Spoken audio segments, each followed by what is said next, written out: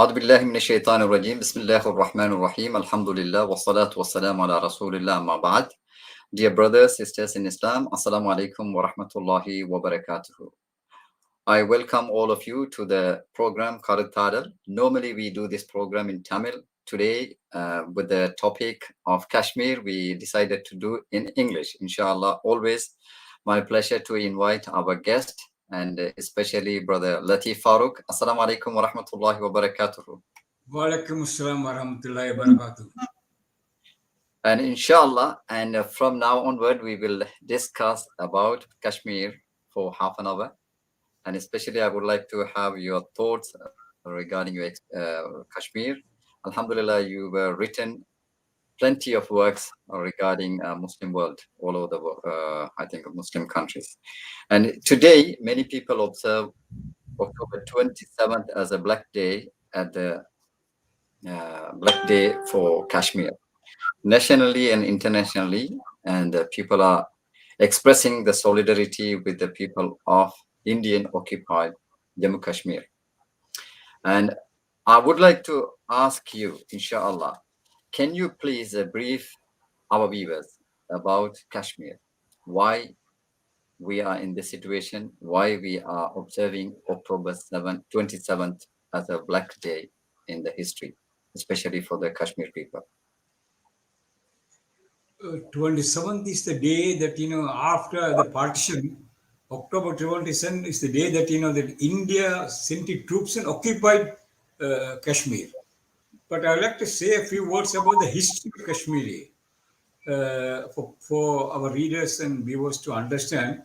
So Kashmir is about 86,000 square meter area bordering China, Pakistan, Afghanistan, and India. Is described as one of the most beautiful places in the world. Some call it heaven on earth. Writers and poets. It really is a treat for them for writers and poets. And one poet said, the Persian poet, I think, this: if you cut a bird, chop a bird and take to Kashmir and keep it there, it will wake up and start flying, it seems. It is so beautiful here. Snow-clad mountains, cool weather, very pleasant people. Very, very pleasant people. They have nothing to do with violence, but are subjected to brutality for the last almost, let us say, 5 centuries. 5 centuries here, yeah. It was in the modern times. In 1422, Mughal ruler Zainul Abidin captured Kashmir, and he ruled for about 52 years, up to 1474. This period, they say, is the golden era of Kashmir, peace and prosperity in Kashmir. And later in somewhere in 16th century, 1586 or so, 1512, Akbar the Great amalgamated this, annexed this to the Mughal Empire. This situation continued until British Empire, which captured India, also Mughal Empire collapsed and the British Empire took over Kashmir together with other parts here.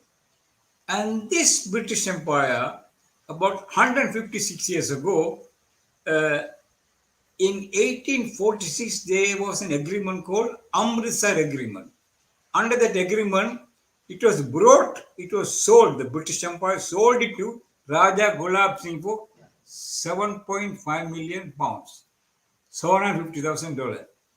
Kashmir is not consulted. Raja Gulab, a Hindu ruler, Hindu warrior ruler, Dogra family, the warrior ruler. So he has been very extremely cruel and barbarous, torturing people, skinning the Muslims alive, so subjected the people to extreme difficulties and sufferings. This continued until the British Empire decided to divide India into partition India into Pakistan, in Pakistan and India. During the partition, without consulting the Kashmiri people, Raja Gulab Singh, the so-called Hindu ruler of Kashmir, imposed on the Kashmiri people against their will, exceeded Kashmir to India, which is not possible because the Indian Kashmir, even Lord Mountbatten said Kashmir people should decide their destiny.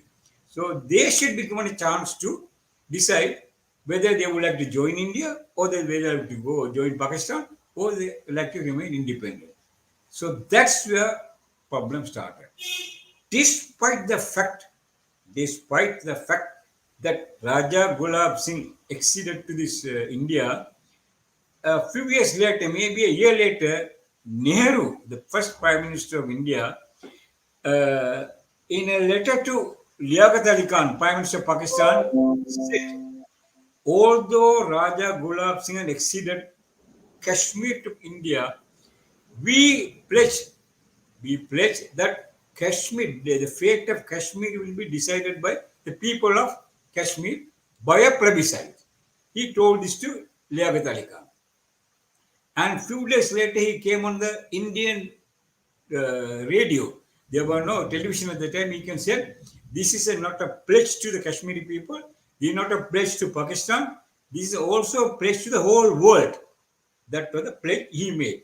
So then, okay, things are going on like this.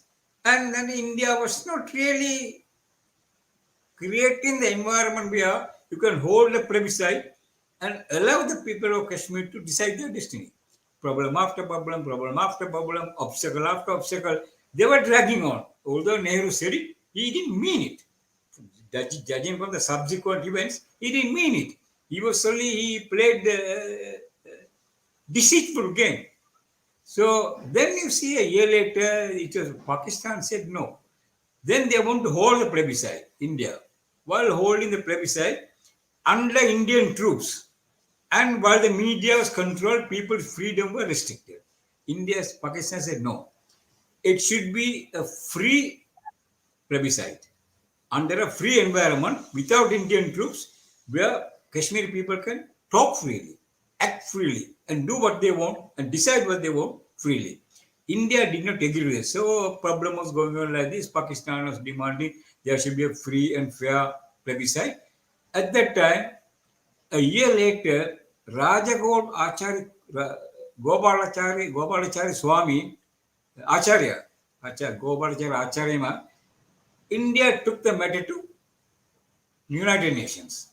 But Pakistan demanded it should be done under international patronage. So then you see India took the matter to United Nations. United Nations, tried their best. Then you see but they didn't say what India and Pakistan should do. But they tried their best to persuade the two to create the climate to hold the plebiscite. Pakistan repeatedly agreed to all the proposals of United Nations. India, obstacle after obstacle, obstacle after obstacle. Then suddenly, the Indian United Nations sent a team to study the situation. They went and reported. Then after that, you see that after that also came. Then India suddenly demanded, okay, we'll hold a plebiscite, provided all the Pakistani forces in Azad Kashmir withdrawn. So this is complicated situation here. Now, that was not the part of the demand under which Nehru said plebiscite will be held. There was no condition for plebiscite. And once the situation returned to normal, we'll hold the plebiscite. But they were not allowing the situation to become normal. And they were militarizing the place, restricting the freedom of the people. So, but people are very, very fierce in their demand. So this continued. When this continued, Okay. United Nations, after so many resolutions, sent a team, a 5-member team, to study. They went and put forward the proposal. So every time a proposal is put forward, India didn't ready. We want that. They were not creating the required condition to hold the election. This situation continued. Finally, Pakistan agreed to everything. Most of the 90% of the Indian United Nations proposals, resolutions, proposals, and everything, they agreed. And but India was not agreeing. They put forward this withdrawal of troops from Azad Kashmir. Then you see United Nations was sending representative after representative, delegation after delegation, meeting after meeting, discussion after discussion. They got fed up. So they said, okay, how you both create the condition. How can they create the condition? One side is creating problem, the other side is willing to accept it. So when this was going on, Lord Everbury, British human rights chief, said it's impossible to understand India. So people throughout the world, all over the world, should get together with Kashmir and fight for their freedom. That was the situation. Then you see after that also it came like this year. Then they once they arrested during this period, Sheikh Abdullah, who was the Kashmir Muslim leader, after that they released. They released, again he demanded. They said, we didn't betray India. India betrayed us. He said, but they didn't fulfill their promises. So and they say he also said Kashmir is not taken to the armed forces. They were not taken to administration. They were not given jobs. So you see, India was crushing the Kashmiris while sending troops there, increasing the number of troops, creating problem troops, and sending Indian Hindus there to in the government jobs, police, armed, everything. So Hinduization is going on there. So this problem. Then you see again they took over, Farooq Abdullah, Sheikh Abdullah to prison. So he have been languishing in the prison for a long time. What can he do? Once he was released, he was a very tamed person. Then he found it's not easy for Kashmiris to live as a separate country. He realized maybe that's the wisdom that he thought. He realized we can't do this thing. So then what he said, okay, continue the autonomy given to us. Under in the Constitution, there is 370, section 370. Continue that. He agreed one thing: defense, finance, and telecommunication. These three things will be under central government. Rest, it will be administered by autonomous government. But and then people started resisting. When the people started resisting, Indians started brutalizing them, oppressing them, arresting them, beating them, torturing them, killing them, and it intensified. This brutality intensified. And they also started raping. And you see the rape went to such an extent, deliberately Indian troops arrest men from one area, take them to the school or some other pedophile to investigate, probe of violence. While they raped women at home. Kashmiri men are very conservative Muslim women. They can't do anything. So they don't want to show they were polluted by these, Indian troops. So you see, they were between the two worlds here. On the one hand, they have their religious values, cultural values, moral values. They have the obligation to the family. So on the other hand, they were raped by the largest soldiers from the largest democracy in the world. Largest democracy. This brutality continued. In an interview given to Guardian in 1986, this is Congress government. Under this Congress government, Nehru's government. Nehru, of course, died. Under this, all the others who came, they continued it. 1986, Rajiv Gandhi gave an interview to Guardian. In the interview, he said, you see, we need to admit the atrocities committed by Indian troops in Kashmir make me feel that we have lost Kashmir. We have lost Kashmir. Also, I must tell you, after East Pakistan was divided, broken into two, and India creating Bangladesh. Bangladesh is product of India, Indian conspiracy. It created India. Kashmir side, India became a bit active and arrogant and talking a little bit too much. And they said, forget about Kashmir, no more Kashmir, wind up Kashmir. That is the attitude. But the people didn't give up. People are fighting. Ruthlessly, they were fighting. When this is going on, came, I tell you, that came the uh, this Soviet Soviet Union collapsed. When the Soviet Union collapsed, before that, India aligned with Soviet Union. Then Israel started penetrating India. The Hindu Brahmin lobby, the rulers, ruling lobby, and the, the, the, the Israel Zionist lobby, they got together. Those, what was one, a friend of mine telling me, those who worshipped cow during Musa alayhi salam's time, who? Jews. And those who worship cow now under Modi's time, got together against Muslims. So the barbarity unleashed by the two, unbelievable. In 2014, this fellow came to power, who this Modi was brought to power. After that, situation became very bad. They started Hinduization the program. But they were attacking Muslims all over the island, all over where it is, all over India, and also repressing and brutalizing Kashmiris. So this continued. The more they brutalized, more the people came out. And the raping, torturing, killing. So it has become an order of the day. Now it's virtually an Indian Hindu Brahmin state, the Muslim state, controlled by the Hindu Brahmin military and the administration. So you see, it's going on like this. And then after the collapse of Soviet Union, I told you, India quietly started aligning with America, Britain, which is the cause of all these evils, the cause of all the problems for the Kashmir, Britain. Britain could have decided at that time. He didn't decide because Mountbatten was in league with Nehru. So this, I don't want to go into details here.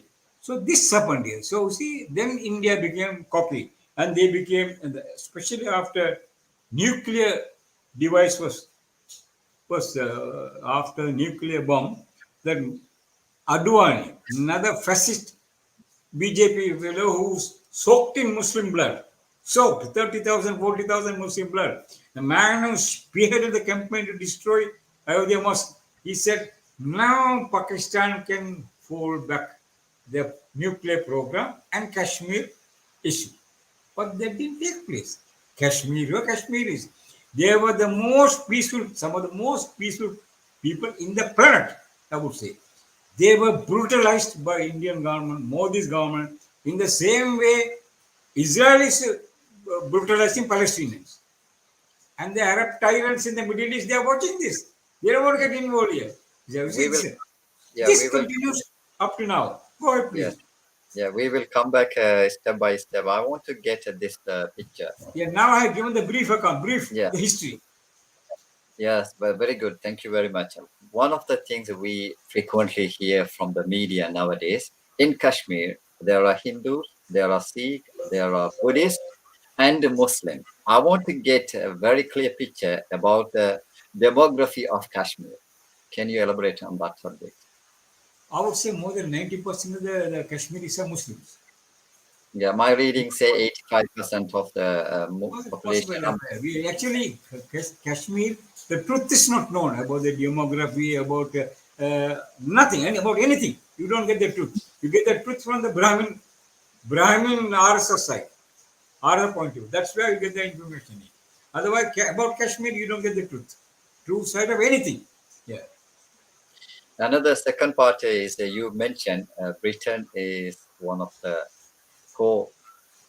causes for this flight. Yeah. And Yeah. already we have in the history, Palestine is the disputed area in the world. And the Palestine and tried to solve by the United Nations, so many resolutions given. But the opposite occupiers are the Israelis. They never listen and they never fulfill the any resolution. So similar thing happening with India now. And can you bring this together? How do you looking into this two parts, Kashmir issue and the Palestine issue, and the In, United Nations? in the case of, Israel, Britain has already decided more than a century ago while they were the mandatory power in Palestine, they decided to kick out Palestinians and bring the Israelis, Zionists, from Bulgaria, Romania, Czechoslovakia, Russia, all over Europe, settle them there. And they allowed them to settle also. And they gave military training. You see, a man like Menahem Begin killed 250,000 people, and he became the prime minister of Israel. And then he was given Nobel Prize. So Britain prepared the ground. They brought in Jews, they gave them training, gave them arms, and suppressed and brutalized Palestinians, and handed it over to America. America took over and took the issue to United Nations. Before going to United Nations in America, large number of people, American in the American administration, they warned the President Truman, don't do this mistake. United Nations created to bring peace. How can you deprive the people, Palestinians, of their own land and bring in a group of murderers, thugs, hooligans, outright cruel people, and give them the rights? Now we see Palestine was part at that time, but Zionist lobby was very strong. They stooped to the lowest level. Now I tell you, when proposal of partition was brought to United Nations, 6 countries refused to what? I forgot the 6 countries refused to what? This is injustice, cruel injustice. America would put pressure on the 6 countries and all of them, and Israel bribed them.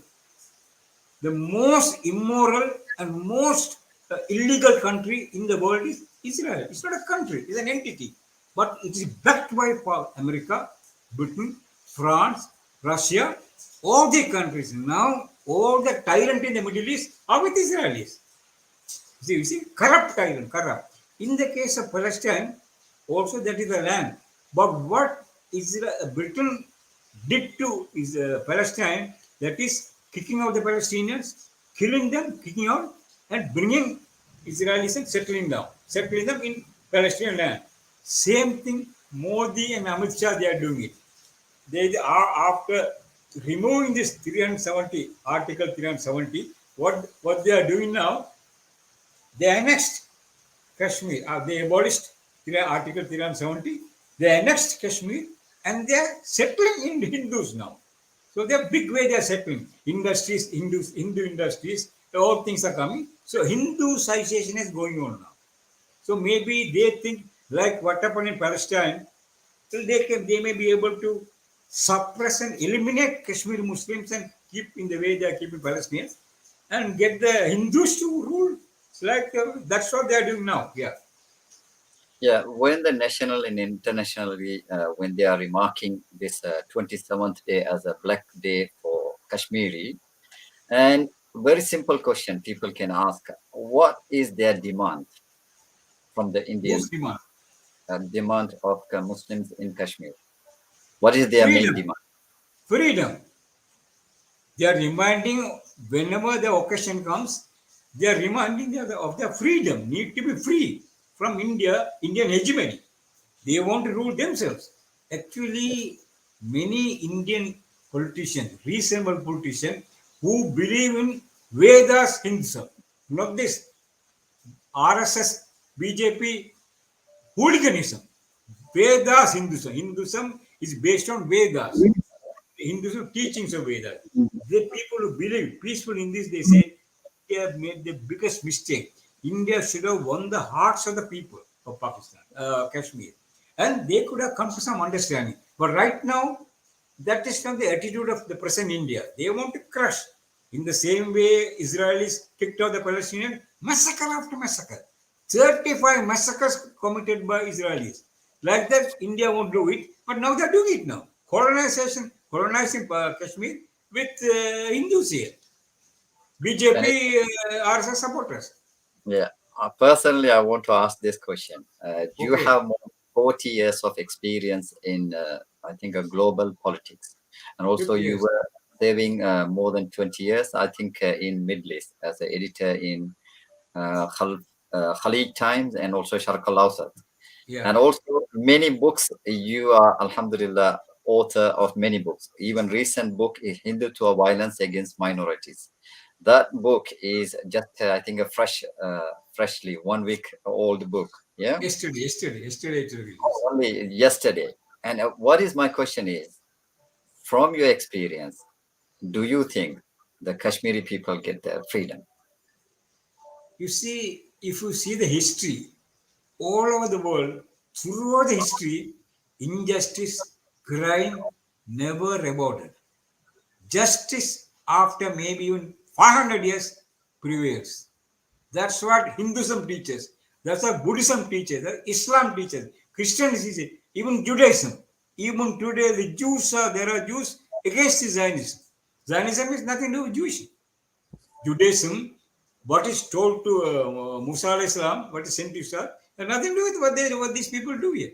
So you see, someday Kashmiris are not going to bow down to or even yield to the killing and shooting and the pressure of Indian government.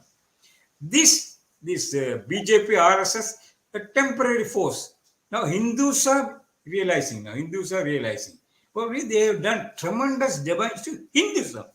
Hinduism of the Vedas. What is it? Just now, see, last month in Delhi, a Muslim girl, 21-year-old Muslim girl, was working for the defense, kidnapped and raped by 4 people. And her 2 breasts were chopped, thrown out. 51 times she was stabbed. Her private parts were mutilated. And then you see the iron, this is the knife they used to cut her tongue, it went and came out of the throat. So this is happening where? In the largest democracy in the world, under BJP, under RSS. You think this will survive? This atrocity will never survive. You see, if you see large number of, in the YouTube and all those things, large number of genuine Islamic Hindus, the Hindus, they are not in favor of this. They against it. Now they caught the power. Using the power, they brought the media under their control. The incident which I told you was not reported in the media. Now see, Shah Rukh Khan's son was having a party last week, 2 weeks ago, having a party in a boat. And they said there were little drugs and he was taken to custody. But you see, 21,000 million rupees worth of drugs were caught in Gujarat. Nobody speaks about it. This is because only Shah Rukh Khan. If Shah Rukh, there was an Indian writer who said, if Shah Rukh Khan says, okay, Modi ji, I'll join you, drug will become sugar. This is the hypocrisy there. Outright hypocrisy, outright the barbarities taking place in India. But this will end. So your question, my answer to the question is, this will end. If not today, if not tomorrow, even after 100 years, will be in India. Kashmiris will be in their freedom. Yeah, very clear answer, because truth will prevail. Yeah, we believe that, inshallah.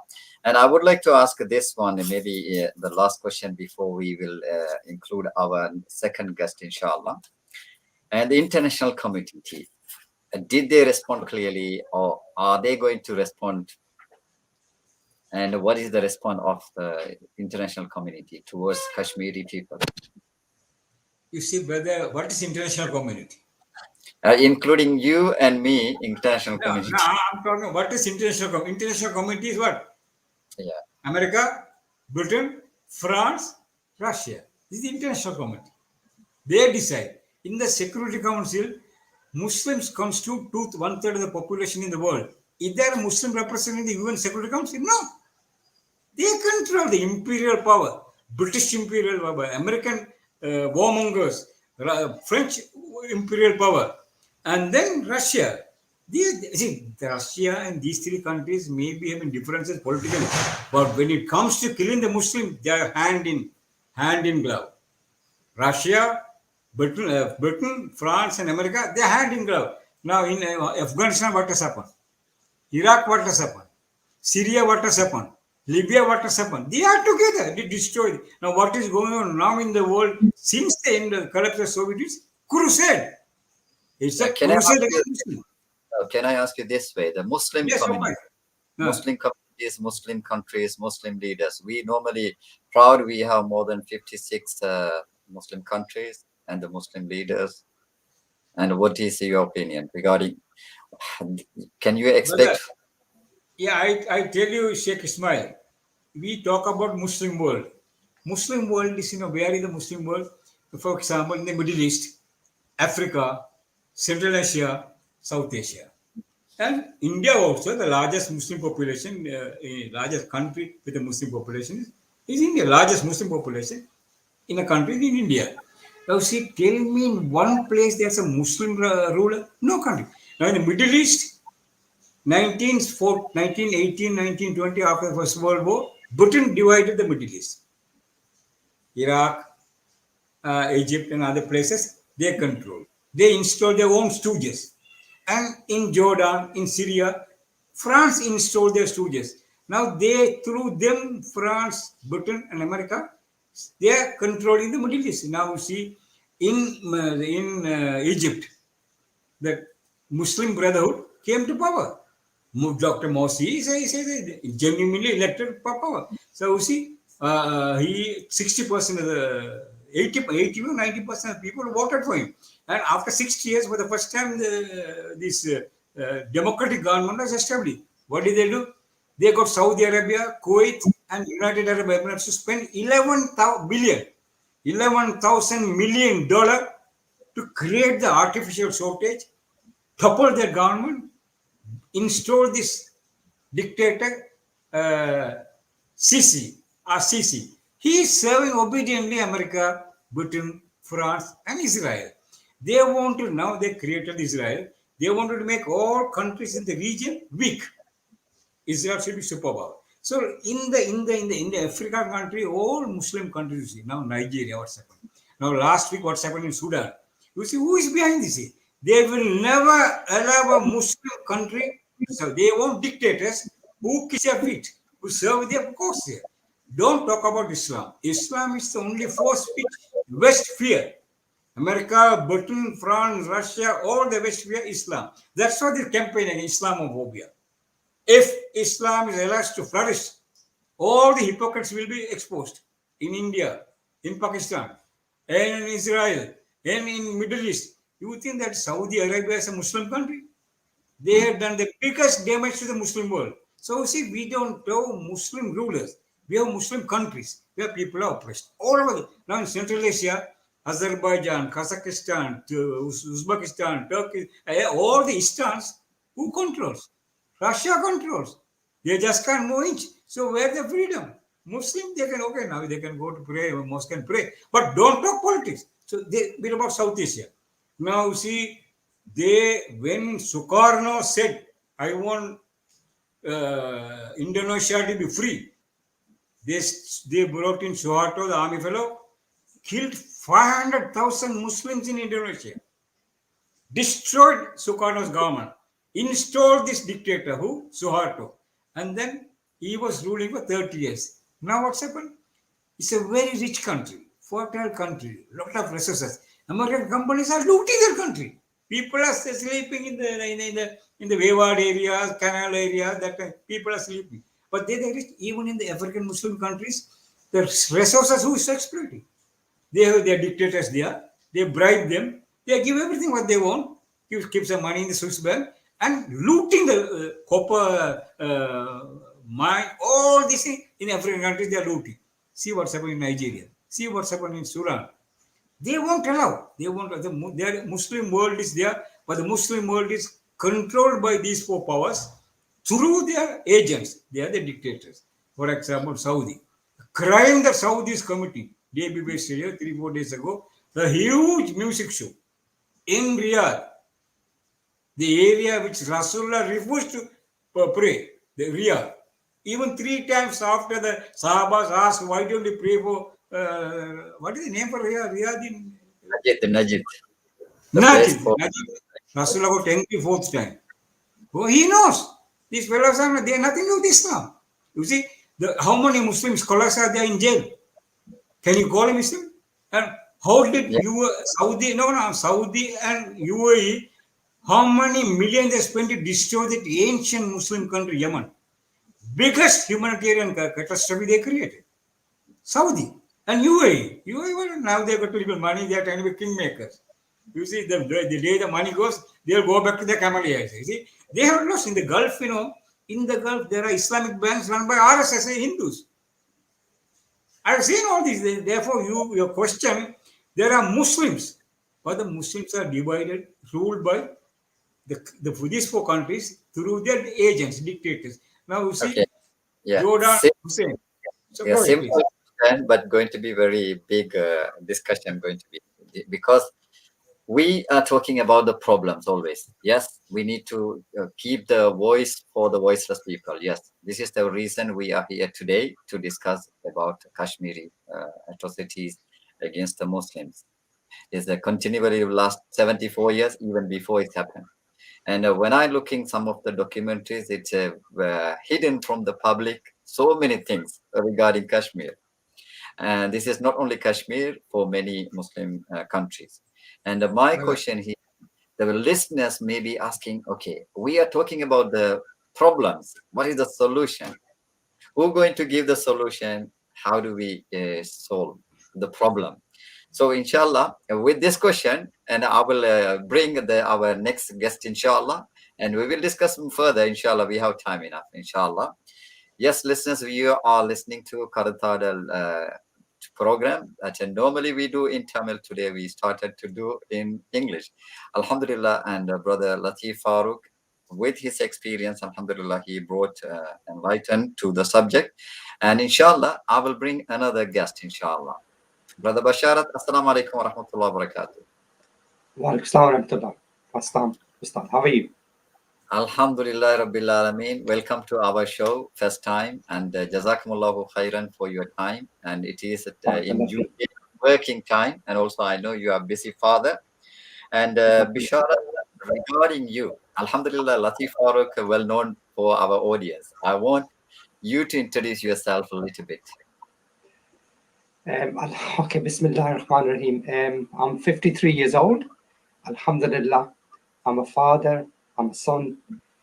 MashaAllah, my parents, I look after. They live with me. And I'm a brother. And I've been involved in community dawah for 20 odd years or so. So we've done campaigns regarding RSC, for example, in Derby.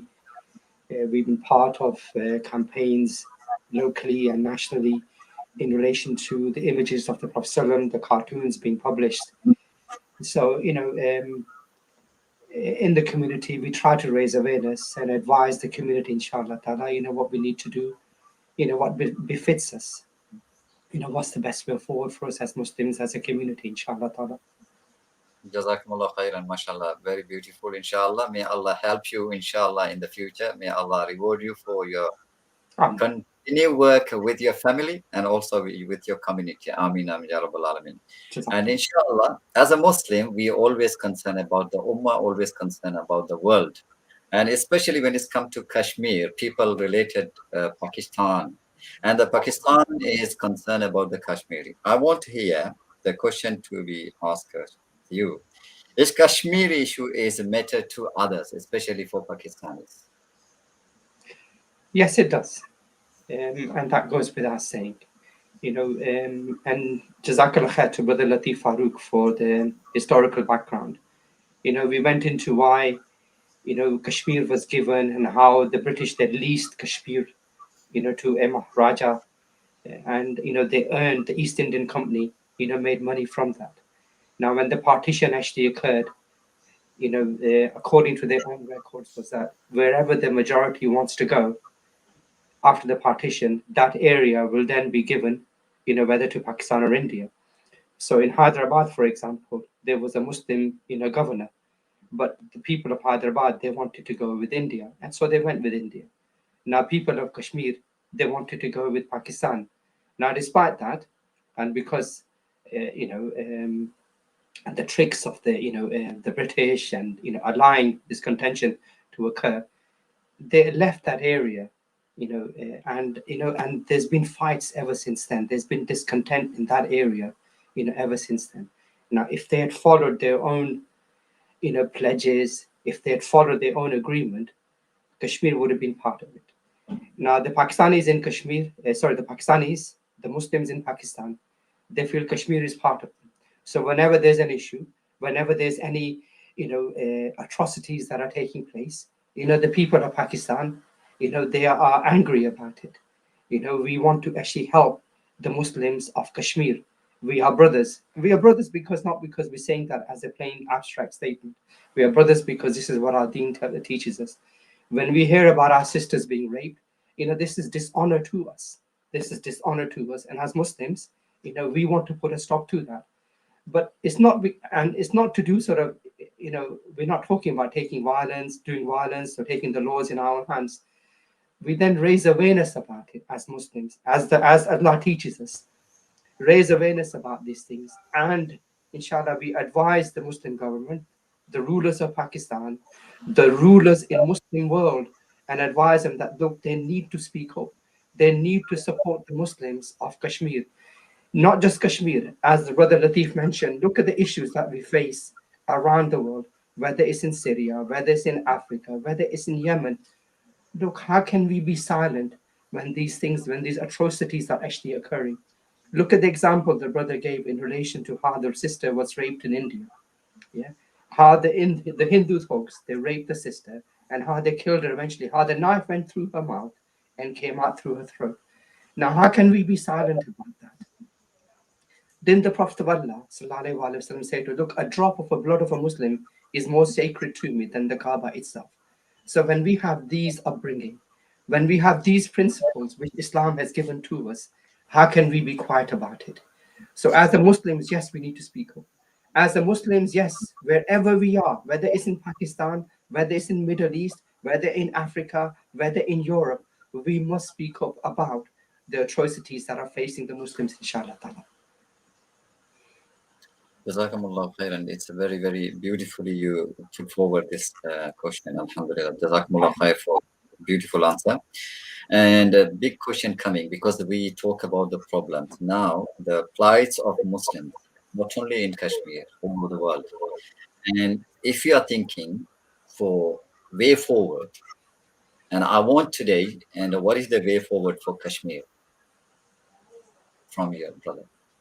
In Bashar. terms of the way forward, look, our noble history, look at the history, what it teaches us. I'm not asking people to become great scholars, anything like that. Just study our history. Look, what gave us honor when Muslims were one, when Muslims were united, when Allah's deen was being implemented in our lives. So as Brother Latif mentioned in his talk, look, when states like Libya came about, Nigeria came about, Egypt came about, Dubai came about, these lines that are drawn on the map, when did they actually come about? Who actually put these lines on the map? Who actually said to us the fact that you're now Pakistani, you have nothing to do with what's actually happening in Muslims in Afghanistan, you have nothing to do with what's happening in Muslims in Iraq, you have nothing to do. Who gave you these thoughts? Who gave you these thoughts about being selfish? Put yourself first. So tomorrow you're thinking about Pakistan. Now there's even been discussions about Pakistan being divided further, because there's a lot of resources, for example, in Sindh and places like that. Yeah. Now, how much more division do we need to actually have? Now, just go back to the point that I made initially. And the initial point was, look at the history. Look at our noble history. And look how Islam came into the subcontinent. At the time of Khalifa al-Mu'tasim, a Muslim woman was kidnapped, and he sent Muhammad bin Ibn Qasim to India to go and protect her honor. And Muhammad bin Qasim, he came to India and he brought Islam. And people lived under Islam. Now, Islam is not all bad and negative as we hear and read in the media. Because if Islam was all bad and it was all horrible and extremist and whatever, how come the Hindus and the Sikhs and the Buddhists, all these people, how come they still exist? Islam brought mercy to these people. Islam is a mercy to mankind. And I'll give another example, right? When the Crusades were occurring, and Brother Latif Farouk, inshallah, can enlighten us even more. When the Crusade was were occurring, the Jews and the Christians would fight with the Muslims against the Crusaders. Now, why did they do that? They did that because Islam was merciful to them. It protected their rights. It looked after them. Look at the situation, when the Spanish Inquisition was actually occurring. The Jews were being buried alive, right, in Spain. And where did they go and seek refuge? They went and sought refuge in Istanbul, the seat of the Khilafah. And that's why we have a huge population of Jews that actually live in Istanbul. Now, so all this, this talk about, look, hatred against Jews, hatred about Sikhs, hatred about this or whatever. Well, this is all rubbish. Look at what the history teaches us, and look what the history actually shows us. How people lived, their community flourished under Islam. So we need to look back in terms of when Muslim Ummah was one, when Islam as a nizam, as a system, as a state was being applied, and how it was a mercy to mankind, inshallah ta'ala. Okay, and Jazakumullah khairan. And always we are referring to the history, especially the biography of Rasulullah sallallahu alaihi wasallam. And we just passed the month of Rabiul Awal, which everybody say Rasul sallallahu alaihi wasallam was born. So here the point is, we always checking the reference to Quran and the Hadith, but we are forget to reference to the history.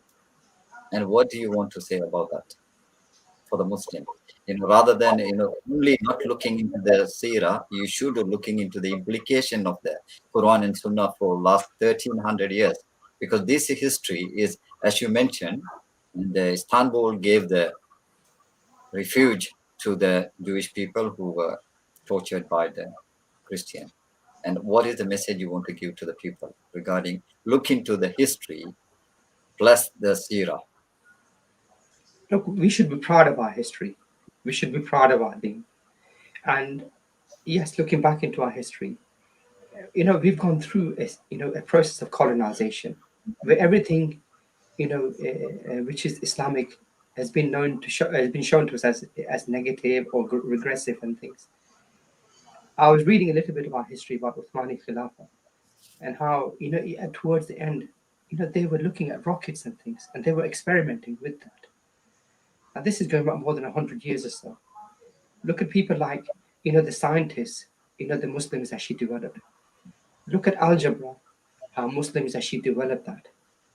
So the history will teach us, inshallah, that look, if we want to bring honor in our life, if we want to be protecting our honor, if we want to live with sukoon in a tranquil way, look, Islam is not just for Muslims. Islam is a mercy to mankind. Yeah, whether it's Jews, whether it's Christians. Yeah, this is what our history shows us. So surely, if your history is showing us that this is what led to when Islam was being implemented, surely we need to work towards that. And that's the glorious history that's us telling us. So we need to have we need to work for the Islamic State. We need to have the system of Islam being applied in people's lives, inshallah. Inshallah. Regarding the Kashmir, Alhamdulillah, you said you are living in UK, I think in Derby. And how long ago your father came? Maybe more than 40 years, I'm thinking. Response of the Muslims community in UK towards Kashmir. And if we are discussing how the Muslims in UK responding, well, it is maybe to more Kashmiri and the Palestinian, the Pakistani and the Kashmiri people are living in UK. Yes, and the response of the Muslim community in UK, how is that towards the Kashmir now? In terms of our response, look, in terms of doing dua for the Muslims wherever they are, we should do that. We should ask Allah to help and guide us all the time. We should ask Allah's help. And wherever we are, we should do that. The dua is a weapon of the believers. And never ever forget that. Our deen teaches us that.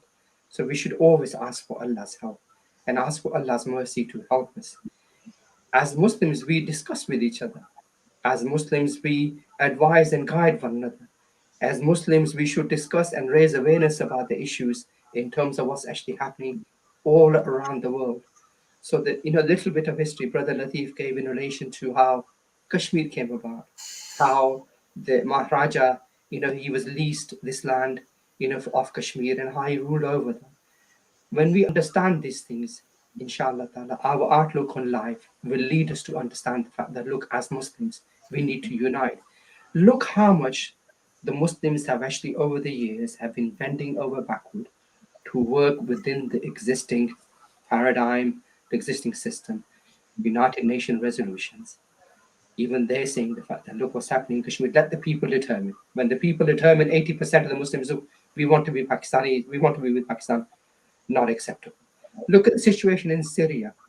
Look at the situation in Syria. People have been bombed, they've been obliterated, and people are silent. Why? You know why? Sorry, excuse me, yeah. Why is that, why don't we do something about that? So what I mean is that, look, we need to discuss with each other. Apologies, yes, I kind of went off. We need to discuss with each other. We need to give da'wah, and we need to speak to our, our elders. We need to speak to our, imams. We need to speak to our community leaders. And the Muslims that come over here, we need to speak to them and raise awareness. So inshallah ta'ala, when this thinking process starts, people will then start yearning for the Islamic Islam. People will then start working for it. And that's what these things need to be our goals. Okay, mashallah. And Brother Latif, and do you have any remark regarding this at final hours, final minutes we are here? If you want to ask a cross question, you can ask Basharat Ahmed, you can ask Latif Farooq, and Latif Farooq can ask. I appreciate what Brother Ahmed said here. It's quite valuable contribution he made here. So it's okay. There's nothing that I can ask him. Do you think I just it's wanted to make a point. I was listening to yourself, Brother Latif, that is, and we talked about what was actually historically in India, and look at the oppression and the zulm, and the atrocities the Muslims actually faced. And even since then, if you look what the rulers have done. Initially they were saying there would be no compromise on Kashmir. You see, these are the Pakistani rulers now. No compromise. Kashmir needs to be part of it. And then, as you mentioned, these people are stooges. So Musharraf in 2000, early 2000, he went and had a meeting with George Bush at Camp David. yes, And earlier, and he changed his stance because we need to have a two-state solution now. And so that is now teaching us, that is now teaching us the fact that, look, how rulers, where's their loyalty? Is there loyalty to the people, or is there loyalty to the orders that are actually given, to them? Look at the situation with Uyghur Muslims. Sorry, I know we're talking about Kashmir today. Look at the situation with Uyghur Muslims. Imran Khan, the leader of Pakistan, the prime minister, the one who talks about Riyasat-e-Medina. Yeah, why is he silent about the Uyghur Muslims? You're building all these trade, alliances with China, but you're silent about, the Uyghur Muslims. What hypocrisy is that? What benefit there is there in a trade? Apart from, if I was just being selfish and I'm saying, yeah, I'm just going to make money, I don't care about anything else. Forget brotherhood, forget Islam. Yeah, be honest, isn't it? But look, you can't be pretending to believe in Riyasat-e-Medina and then not care about the Muslims in China. You can't be pretending about, look what's actually happening with the Muslims of Kashmir. Now the people, mashallah, whether we're simple, whether we're innocent, whatever it is, we shouldn't have a go at the ummah. The public, mashallah, is sincere. When you ask the public, what do they want? They want Islam. Look at the sentiment of the people when the cartoon, the images of Prophet, they were being published and everything like that. People were angry. People wanted something to happen. How can this be, acceptable? When people hear about, look how the sisters are being dishonored, they get angry. Look, they want something to be done. They want the Muslims, rulers, to move forward. They want the Muslim rulers, the armies, to go into Kashmir and protect the Muslims of Kashmir. When we hear what's actually happening in Palestine, look at the flashpoint that occurred in Palestine. Look what was happening in Masjid al-Aqsa. Apologies, you can stop me if you want to, right? The Muslims, they were all, look, passionate, emotional, and saying, look, how can people be coming into our masjid and throwing fireworks when people are praying? Even the sisters came out into the masjid to pray to protect the third most sacred masjid. Why are the rulers quiet? Why aren't the armies moving forward to protect the Muslims? Why aren't they moving forward to protect the third most sacred site in Islam, which is Al-Aqsa? Okay, here I want to come I to the just question. want to say something, but the biggest problem that we have in the present world is Muslims worldwide. At heart, they are bleeding, they're burning. They want to do something for their suffering brothers in Palestine, in Kashmir, this where this Rohingya or China, all over the world. But the problem is the rulers. The rulers are secular rulers. They are anti-Muslim rulers, anti-people rulers. They are serving the West. They are serving America, Britain, France, and Russia. The moment they deviate from that path, they are wiped out. Taken out here. Now see who is destroying the Muslim countries. Muslim rulers are destroying.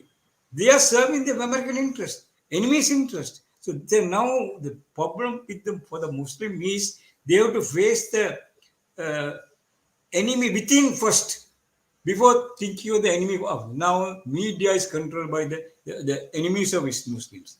And now with the money they are spending on weapons by weapon. For example, Saudi Arabia, they signed an agreement with America to import over the next 10 years $110 billion worth of arms.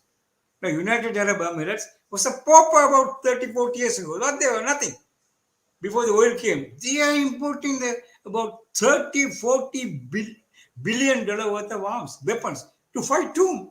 They are making them rich. Now I'll tell you that Israel wanted to destroy Iraq. They got America to do the job. And America got they did the job, who doing using the United Nations and holding everybody, blackmailing the world. And America got Saudi, UAE, Qatar, Bahrain, and Oman to pay foot the bill for the destruction of Iraq, the ancient country, 7,000-year-old country, where the Harun Rashid was a ruler. That during that time, the whole world came to Baghdad for education. So that country was ruined, destroyed. See, destroyed by America, Britain, France, and who foot the bill? Saudi. $70 billion Saudi spent to destroy Iraq. So, where do what can the Muslims do? These are very sad plight of the Muslims. All over the world, Muslims are brutalized, suppressed by their own dictators. Unless these dictators are removed, it's not going to be that easy. It's a long, drawn out battle. I don't know, only Allah knows what will happen. So, you see, all over the world now, Muslims are suppressed, brutalized. You see, yesterday, day before yesterday, in Chhattisgarh in India, they simply, the Bharat and BJP thugs win there with swords, all those things, attacking the Muslim houses. What did the Muslims they got to do? Nothing. They didn't take resort to any violence. So this is happening all over the world. Now see Sudan, very rich country, very good Muslims there. Are they allowed to enjoy the fruits of freedom? No. They installed another dictator there. Who financed the dictator? UAE. You see, our Muslim plight. I was asking some ulamas to tell me, some ulamas who knows what was told about the plight of the Muslim in the latter part. So some of them are telling us this is the period. This is the period Rasulullah predicted. Ulamas will be there, but there won't be ilm. People will be there, honesty, integrity. Now most Muslims now see mouth by mouth. Salaam alaikum, wa alaikum salam. That's it. Here. At heart, they hope real hypocrites. That system. Now I tell you, in any Arab country, go there, king is there, or the dictator is there. Dictators and ministers are dictators, stooges, and it comes down the stage. So what can they do? Hypocrisy is institutionalized. So see, the moment you speak about Islam, out. By whom? By not America, Britain, France. The stooges in the countries. Look, how many people, top scholars in Saudi Arabia, The land Allah chose to declare Islam. The land Allah chose to build the first Kaaba mosque. You see, they are in jail. They are in jail. So what can they do? Individually, they all feel. You see, I lived in the Gulf for about 25 years as a journalist. You know, heart to heart, if you get to know the people in top ranks, sometimes they call me, top level people. They call me, I tell you, you should know this here. And they lock the door and put out their feelings. Deadly against the government, their government. But the moment they see, meet the rulers, Walaikum Salam, kissing here, kissing there, kissing here, all sorts of jokes. So see, one day, when I saw the one man, Farooq, this is a sad situation. If I don't do this, I will lose my job. No water connection, no electric connection, no money, no food for my family. I'll be in jail. So this is what happening. This is happening. Saudi, UAE, Qatar, Bahrain, Egypt. Look, who destroyed Syria? Man? Syria is a country, when you go there, very beautiful people, peaceful people. You see, you don't find anything there. In a place like Aleppo, in the morning when you walk, you see the misty water that on the plants. You could see what a nice country that is. Who destroyed? This Hafiz al-Assad, the butcher's son. His father was a butcher, he is a butcher. And now see how the Western, the Christian, Judeo-Christian lobby, what they are doing, they are taking him and introducing Queen Elizabeth to make him, show him as a very nice man, peaceful man. And now the last week, the reporters, America doesn't object to Arab dictators re-establishing ties with. So this is the problem with the ordinary Muslims have no way out. No way out. You see, but Allah will someday, we don't know. We have come to the end of the time. Oh, it's going to be a new era. We don't know. But these are plight all over. See Uzbekistan, Tajikistan, Kazakhstan, entire Middle East, Nigeria, Cameroon, all African countries, they are installed dictators looting the wealth. People are without food, without clothes, without house. They're suffering. Looting the wealth, all rich, gold, copper, like all these things. They can feed the people with that money. They won't feed. So you see, so many contradictions are there. The rich countries are serving them. Poor countries are used by dictators who implored. They are serving them. So you see, it's a very sad situation the Muslim pass through. But whatever said, in this difficult time and the difficult environment, we have to do whatever we can. Little bit. Well, Little I, bit, but I Yes, agree with you. Intellectually, like Brother Bashar Ahmad said, we should educate the people. Now, worldwide Muslims, I would say, large number of Muslims, they are Muslim, they don't know Islam. Rituals, only they only know few rituals. They pray, but they don't know Islam. In Sri Lanka, if you ask me, I'm a Muslim. There are about nearly 2 million Muslims. I don't say even 10,000 Muslims who know Islam. Even mullahs do not know Islam. We have mullahs who say, okay, if you want to cremate the body, cremate, but give portion of the shash, maybe to put it to the head like this. And he hit the head of the ulama. This is sad situation. So we are passing through maybe the worst period in the history of Islam and Muslim. For example, yeah, Jazak. before before this new after Second World War, all Muslim countries, most Muslim countries became free. Before they became free, how the colonial powers slaughtered the Muslim. You know what happened in Palestine. You know what happened in Algeria. You know what happened in Mauritius, Tunisia, Egypt. How many millions of people sacrificed their life? What? What is the use? These are situations we are passing through the most difficult time. Hypocrites and tyrants within us and rogues within outside. Very sad story. Sorry, brother, I disturbed you again. Inshallah, I nice. want to take inshallah few minutes only for from the listeners. Inshallah, I think the discussion should be continued, but not today. Inshallah, another day we will restart. But the brother Basharat Ahmad, and for you for a few minutes, inshallah, you can take. I'm not It's, I, limiting the time. You can proceed. Yeah. no, exactly. And I appreciate everything Brother Latif Farouk has said. So, alhamdulillah to that. You asked a question in terms of, look, what do we need to do as Muslims? So, whether it's discussing with ourselves, discussing with our community, locally and nationally, raising awareness, whether it's discussing with the influentials, whether it's discussing with the Muslims that are coming here, whether it's contacting Muslims back home. We need to raise awareness. We need to give dawah to one another. We need to work with one another. We have same goals. The zulm that's actually, occurring, every Muslim feels it. So we have same goals. Every Muslim that you ask, they want to live according to the Nizam of Islam. And Muslims that you ask, they want to unite. So if our goals are the same, we should work. Now there's sincere Jamaats out there, inshallah ta'ala, as well, that are working with same thing, raising awareness, that are not just local, that are not just national, they are international Jamaats. So we should look at that, and we should work and contribute to the work of these people, inshallah ta'ala, as well, by actually uniting, by working with one another, inshallah ta'ala. Look, we make effort. Ultimately, the change always comes from Allah subhanahu wa ta'ala. And we should always bear that in mind, because there's no time for despondency in anything that we do. Allah guides, Allah is the one that helps us, and Allah is the one that will support us. So we make effort, inshallah ta'ala, and we pray to Allah that Allah helps us unite, and we work with one another, inshallah ta'ala, to ensure that this aim that we have of living our life as per our deen, according to the laws of Islam, according to the laws of Allah, inshallah, we achieve it in our lifetime. Jazakallah khair for your patience. Jazakumullah khairan. And dear listeners and also guests, I want to thank Allah subhanahu wa ta'ala first, second, inshallah, for your time, and also very, very beautiful and truthful thoughts. And here I want to remind everybody, including me, including the listeners, including you. And in my lifetime, I am now 48 years old. And I remember the Kashmir and the Palestine. These are the issues when we were young, we were talking. But if you are looking into my son now, he is 15.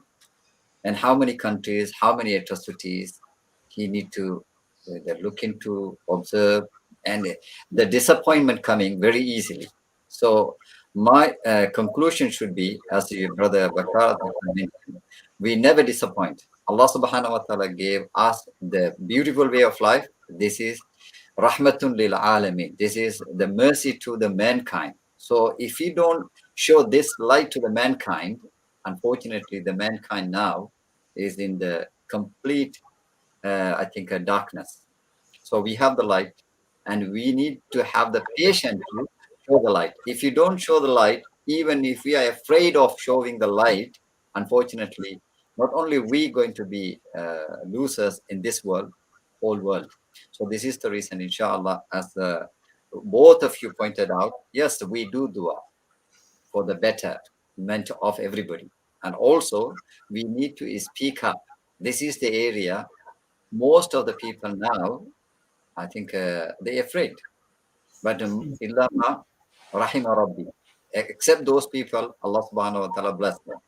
And inshallah, speak the truth.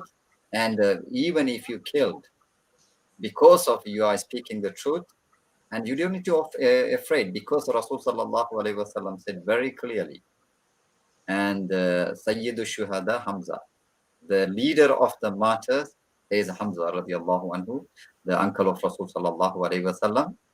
And the second one is coming, the person who stood up against the tyrant ruler and speak up, and the tyrant killed him. So this is the stage Islam gave to the people who are speaking the truth.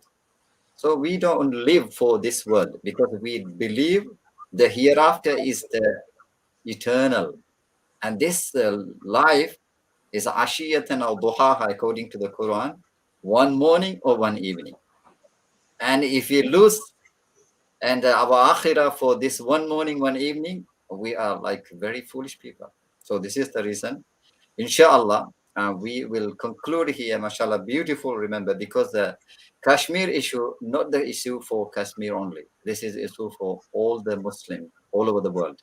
This is the reason brother from Pakistan, brother from England, brothers from Sri Lanka and other part of the world, they are concerning about the Muslims in Kashmir. And inshallah, we hope, inshallah, Allah subhanahu wa ta'ala gave them the liberation through Islamic methodology, inshallah. And once again, dear listeners, inshallah, whatever we had today from Allah subhanahu wa ta'ala, and we would like to thank on behalf of all the people, and especially all the Kashmiri people, we need to thank Uncle Latif Farooq and also Brother Basharat Ahmed. May Allah reward both of you, inshallah. And we will meet once again in one more discussion, inshallah. Jazakumullah khairan. Assalamu alaikum wa rahmatullahi wa barakatuh. It's right.